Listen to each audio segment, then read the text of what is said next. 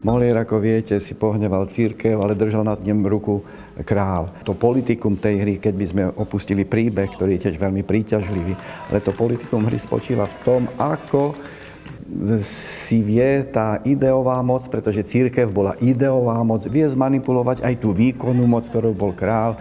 A ten král ako zbaví Moliéra svojho protéže.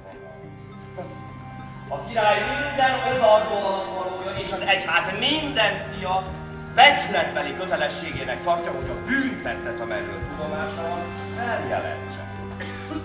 Som rád, že môžeme nášmu divákovi ponúknuť širší pohľad na dramatické umenie ako také. Uvidia prekrásne repertoárové číslo s veľkým príbehom a na druhej strane aj s veľkým poučením. Ja som nie prvýkrát bol v Komárne. Veľmi si cením tamojší súbor, veľmi si cením tamojších hercov. Sú známi svojim obrovským temperamentom, svojou pracovitosťou, vzdelanosťou. Oni tým, že sú v Komárne, majú oveľa menej príležitostí zanedbať svoju hlavnú profesiu, to znamená hranie v divadle.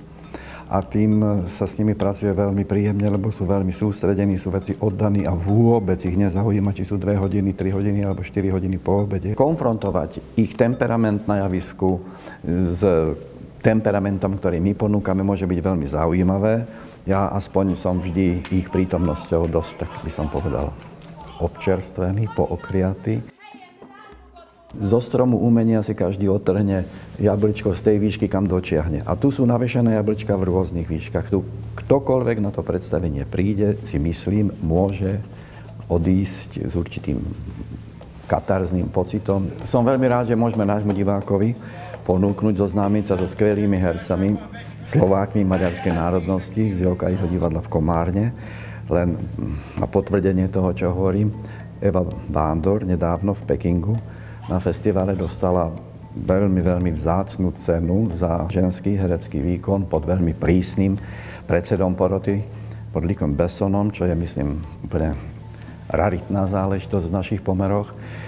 Uvidia Judy Bardoš, ktorá už dneska je, myslím, tiež v povedomí divákov dosť frekventovaná cez slovenské filmy, ktoré hrala, české filmy, ktoré hrala a objavila sa aj v niektorých lepších seriáloch.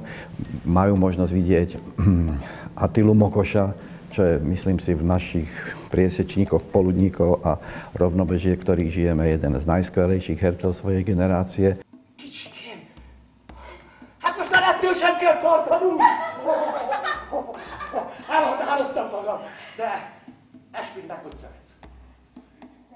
A možno, že človeka prekvapí to, že ten pán Molière, ktorého komédie tak radi vidíme, mal taký ťažký, dramatický osud, o ktorom sa niečo viac môžete dozvedieť 2. decembra v historickej budove Slovenského národného divadla v podaní vzácnych hercov z komárňanského Jókaiho divadla.